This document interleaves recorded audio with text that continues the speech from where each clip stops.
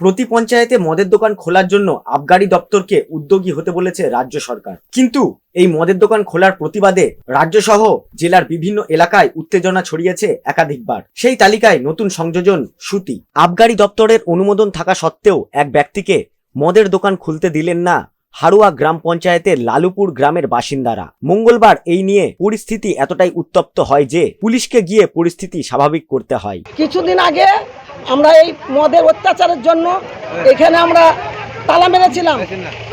আমাদেরকে কত অপমান করার জন্য তালাও কোনো ফয়সালা না করে তালাটা খসে আবার ব্যবস্থা চালাচ্ছে। আমরা রাত 4টা 8টাতে আমরা বহরমপুর থেকে আসছি, আইরন থেকে আসছি, এখানে মদের লোক বসে থাকছে অত্যাচার রাস্তাতে। যদি আমরা আসি রাতে আমাদের কেউ মদ খেতে মানুষের অপমান করে তো রিস্ক কে নেবে। আর গ্রামে আমাদের বাড়ির ছেলেরা মদ খেয়ে গিয়ে অত্যাচার করছে, পাড়া প্রতিবেশী বউ বিটিকে মারছে, মদ খেয়ে কাছে পাচ্ছে। একবার কি হলো? আমার জোড়া মুখ চালছে, আমাদেরকে কোনো জানায়নি। মহিলাদেরকে আমাদেরকে নি ফয়সালা করতে হবে যে আমরা কি করবো, কি কিসের জন্য লিখিত দিবে ও যে আমরা লিখিত দিচ্ছি এখানে আর আমরা মদের ব্যবস্থা করবো না। আবার সমস্যা ওইটাই, মদ বিশ্বের দিন রাত মদ চলছে, আমরা রাস্তায় চলছি মেয়ে নি, আমরা 10-12টা করে মেয়ে ব্যাংকে যাচ্ছি আসছি, আমরা বহরমপুর যাচ্ছি অফিস, আইরন যাচ্ছি অফিস, ট্রেনিংয়ে যাচ্ছে আসছে রাতে। কত কত ভয় জানে ইচ্ছে মানুষের। স্থানীয় সূত্রে খবর, তারামোড় থেকে নয়াগ্রাম ব্যস্ত রাস্তার ওপর নিজের বাড়িতে মদের দোকান খোলার জন্য আবগারি দপ্তরের অনুমোদন পেয়েছেন পম্পা দাস সরকার। স্বামী সুশান্ত সরকার পেশায় প্রাথমিক স্কুল শিক্ষক। মঙ্গলবার দুপুরে ওই মদের দোকান পুনরায় চালু হয়। সেই খবর ছড়িয়ে পড়তেই মঙ্গলবার বিকেলে মহিলা সহ গ্রামের বাসিন্দারা ওই মদের দোকানের সামনে জমায়েত হয়ে বিক্ষোভ শুরু করেন।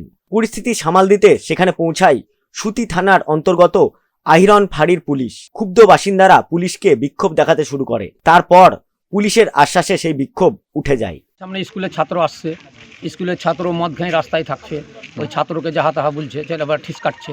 এখানে মাদ্রাসা আছে, তখন আইসি বললে যে এই জিনিসটা আমরা বন্ধ করব, এখানে তালাটা খুলে দেওয়া হোক। আমরা খুলে দিয়েছি, তো আবাও শুরু করি স্টার্ট করি চালিয়েছি, মানছে না। কবে থেকে চলছে আবার এই ব্যবসাটা? আর 10-12 দিন থেকে চলছে, শুরু হয়ে গেছে আবার? শুরু হয়ে গেছে। এখান থেকে অন্য কারো যাই কাজ ব্যবসাটা করুক, আমাদের এখানে যেন বন্ধ থাকে। বেশ কয়েকদিন টাকা মদ বিক্রি করছে এরকমভাবে লুকিয়ে লুকিয়ে।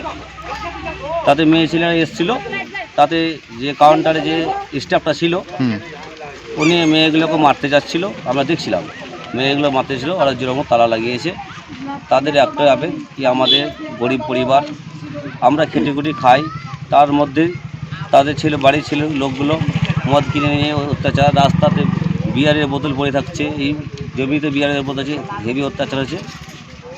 কুসুমগাছি মৌজা অনেক বড়, বাইরে কোনো জায়গায় করতে বলছে এখানকার মেয়েরা, ওরা শুনছে না। একদিন তালা লাগিয়েছিল, আবার পুনরায় আবার তালা লাগাতে এসছে। এখানে প্রায় 100 মহিলা এসছে।